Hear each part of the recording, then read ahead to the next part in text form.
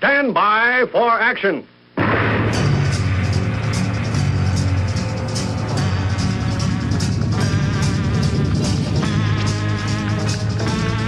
Thanks for joining me. My name is Dave Miller. I am the unpleasant blind guy. I told you this time that we'd have a Christmas show. This ain't it. It seems that I can sneak in a regular show before my Christmas show, so I'm doing that this time. And let's get into it. Want to thank My Name is Nobody from the Twitter for kind comments about last week's show. And it's a special thanks because he is a veteran, and I appreciate each and every veteran who listens to this show. I am especially honored by that. Now, I'm going to talk about a study that was recently brought out and pointed out by Small G Gay of the Small G Gay Report. I don't normally put a lot of stock in studies because they either point out the glaringly obvious or they're there merely to get someone a degree. And that's not a bad thing, but that doesn't mean that people have to put credence in them. I do like studies, though, when they point out things that I've been saying for decades. Now, the particular study I'm talking about was published on November the 18th in Psychological Science. It suggests that Occupy Wall Street was undone by liberals' need to feel unique. And this was published in The Raw Story, and the article itself is by Travis Geddes. This was put out on December the 2nd. Liberals tend to underestimate their similarity to other liberals, according to a recent study, while conservatives overestimate their similarities, and those differences may account for the relative political success of the Tea Party in comparison to Occupy Wall Street. While the Tea Party movement has grown steadily more unpopular over the last 3 years, the conservative activist movement continues to exert a powerful influence on the Republican Party and U.S. politics. Now, let me stop here and say that the reason that the Tea Party movement has become increasingly unpopular is because of the massive propaganda barrage put forward by the statist media and by those in the entertainment media. I also find it interesting that that little paragraph encapsulates the left's main message about the Tea Party movement, in that it's dead, but it still exerts power. And I really look at this article about the study as an exhortation to the left that they need to homogenize in order to defeat the Tea Party movement. There are a lot of things in this article about this study that I disagree with, but we'll continue. By comparison, the populist Occupy movement pushed income inequality into the political consensus. Now, I'll stop again to say that it was able to do that, once again, through the help of the statist media and their partners in Hollywood and the entertainment industry. Back to it. But failed to gain much political traction in the Democratic Party, which is pretty much completely wrong, by the way, stepping out. Now, back in. And researchers say those structural differences are the result of the way liberals and conservatives perceive themselves. The inability of liberal Occupy Wall Street protesters to achieve consensus on vital issues ultimately contributed to the movement's failure to develop solidarity and enact political change, the researchers wrote in a study published November 18 in Psychological Science. That's because liberals tend to think they're each unique in their ideology, while conservatives and moderates have the perception that most other people think the way they do, concluded researchers Chadley Stern, Tessa V. West, and Peter G. Schmidt. The study builds on previous research that examines specific characteristics of each political group, such as studies that found liberals tend to be more creative and prefer to express their unique capabilities and to distinguish themselves in groups. Another earlier study showed that liberals tend to be more open-minded and curious, while conservatives tend to be more conventional and better organized. All right, now I'm going to stop reading it there. As you might imagine, there's a lot to disagree with in this article. It mischaracterizes conservatives a bit, and it also tends to mischaracterize liberals a little bit, especially if you see what their leadership is doing. We have to look at where liberalism leads. It leads to statism, and statism leads to totalitarianism. And this is the exact problem. Liberalism in and of itself is not bad or evil. However, in its pursuit, policies are put into place that statists use to enact control. And it's that very social engineering that is actually anathema to liberals. Now, if you're on the left listening to this, there is a message in all this for you. As a liberal, you've grown up thinking something that is very true. Very true of all of us, by the way. Yeah, surprise. Here's a conservative saying very true of all of us, which is that you are unique. Each person is unique and brings a unique set of talents and abilities to the world. Now, there are two different systems of government and economics that we can use here. There are two different paths we can go down. The path of conservatism, many liberals think, is the paths of religious domination, something akin to Sharia law almost. While the path of liberalism, liberals actually think, is the path to ultimate freedom because it will allow them to be individuals and express themselves individually. Now let me ask you, folks on the left, take a look at the current administration. Take a look at the IRS scandal, punishing people for having a different political viewpoint. Or take a look at the NSA scandal. NSA just spying on everyone, just to be spying on everyone, just in case. The policies put out by statist administrations constrain people, put them in boxes, and regiment them. These are the very things that liberals hate. They hated this in the 1960s, and they sought to change things so that individuals could remain individuals.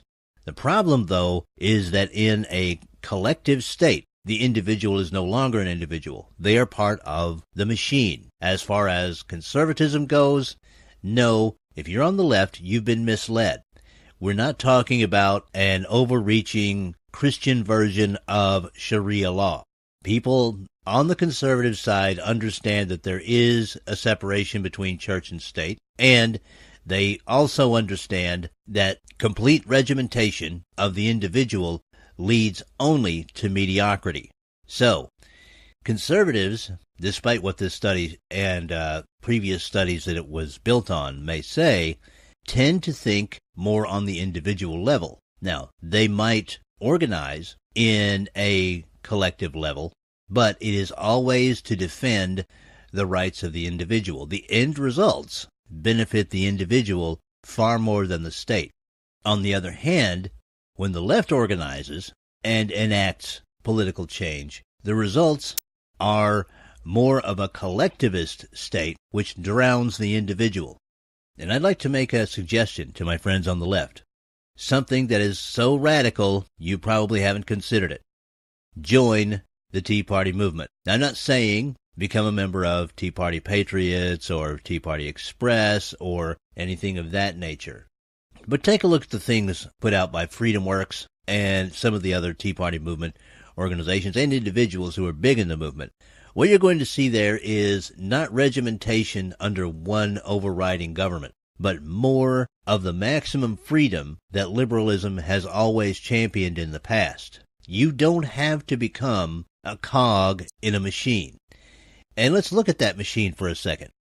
All right, if you and other people on the left, somewhat unwilling parts in a machine that is meant to run everyone's lives from cradle to grave, you might want to think about that as a machine that is put together by parts that don't quite match.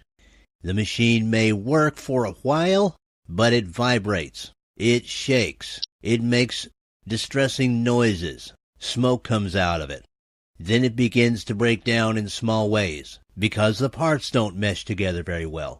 Then it finally breaks down under its own complication and weight because the parts didn't match very well in the first place. In the case of a collectivist government here in the United States of America, a machine like that breaks down because the parts aren't parts. They're people, individuals who want to be unique in and of themselves and do not wish to be regimented as happens in other countries and in other systems. If you're on the left, the place to go for individuality is not Occupy Wall Street, it is the Tea Party movement. All right. Now I want to get to this show's Awesome American. And it's not just one person. Joel Hartman and the staff at the Atlanta Omni Hotel. This is by Chris Shaw, a reporter for WAGA Fox 5 in Atlanta. It was posted on November the 22nd and updated on the 29th. Now, this article and the previous article about the study are going to be put in UBG Contact on the Twitter, and that's where you can get hold of me with story suggestions, especially Awesome American suggestions. Hey, if there's somebody in your area you want to highlight as an Awesome American because they're doing something patriotic or charitable or just really cool, get hold of me via UBG Contact on the Twitter, point me to the story, and I might use it. Okay, Atlanta. A homeless man is being rewarded after he found a wallet and then returned it to its rightful owner. 2 weeks ago, the man found the wallet while digging through a Marietta Street trash can. The wallet belonged to a woman from France who was staying at the Omni Hotel in Atlanta. Security photos showed the man leaving the wallet at the hotel and then walking away. After seeing the photos, hotel officials began searching for the man. Finding a wallet that contained credit cards and ID that he really could have done anything with, doing the right thing, and that I really think just fills a special place in everyone's heart, said Scott Stuckey, the Omni Hotel general manager. Officials showed his picture in the park, in homeless shelters, and shared it with the media. The picture received more than 4,000 shares on the Fox 5 Facebook page. Finally, it clicked. Someone who had seen the picture recognized the man as Joel Hartman. Fox 5 was there when Hartman walked back into the Omni lobby on Friday afternoon. I was riding the bus, and this girl that usually rides the same bus as me, she's like, "I think somebody's looking for you," Hartman said. I'll step out right now just to say that in today's modern statist America, that's not necessarily good news. Back in, though, Hartman said that turning the wallet in is something he believes most people would do. I look at something like that as the opportunity to do the right thing, Hartman said. It was an easy decision for a man who has lived a hard life.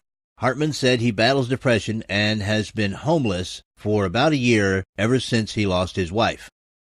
I loved her like nothing else in the world mattered to me except for her, Hartman said. The Omni Hotel has given him a room through Thanksgiving as well as $500. The first thing he did with that money was the right thing. He tipped the hotel worker who brought him room service. The Omni Hotel is working on establishing a fund where people can make donations to help Hartman get back on his feet. Okay, people, Joel Hartman and the staff at the Omni Hotel are all awesome Americans. Mr. Hartman, because he had a tragedy and he overcame that tragedy and did the right thing because it was the right thing to do.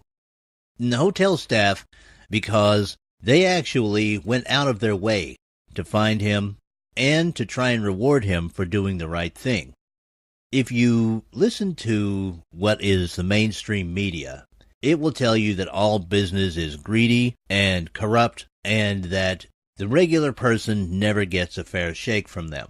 This is an example of the exact opposite. And here's the good news, guys. This happens every day in some form or another somewhere in the United States of America.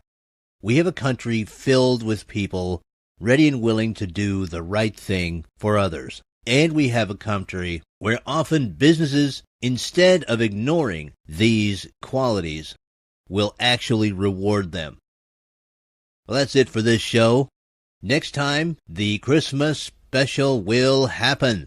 And it's going to be decent, at least by my standards, and hopefully by yours. I want to thank everyone for listening. Please be careful out there this holiday season, and may your God go with you. Goodbye.